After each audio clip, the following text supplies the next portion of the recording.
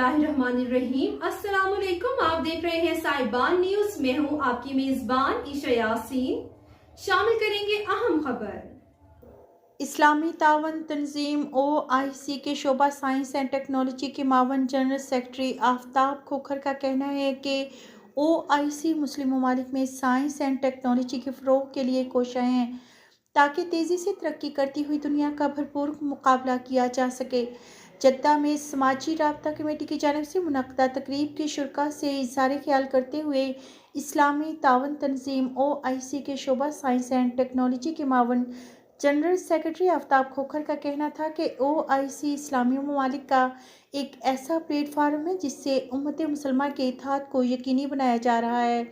इससे मुस्लिम ममालिक को दरपेश मसाइल के हल के साथ साथ साइंस एंड टेक्नोलॉजी को भी फ़रोग़ दिया जा रहा है ताकि इंफॉर्मेशन टेक्नोलॉजी के इस दौर में मुस्लिम ममालिक बाकी दुनिया का बेहतर अंदाज में मुकाबला कर सकें।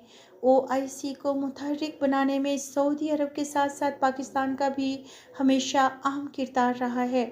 समाजी राब्ता कमेटी जद्दा के चेयरमैन राजा रियाज आसिफ पर डॉक्टर मोइनुद्दीन और दीगर का कहना था कि आफ्ताब खोखर एक मंझे हुए और तजर्बाकार सफारतकार हैं जिनके OIC में खिदमात भी यकीनी करां खिदमात से पाकिस्तान का नाम रोशन करेंगे।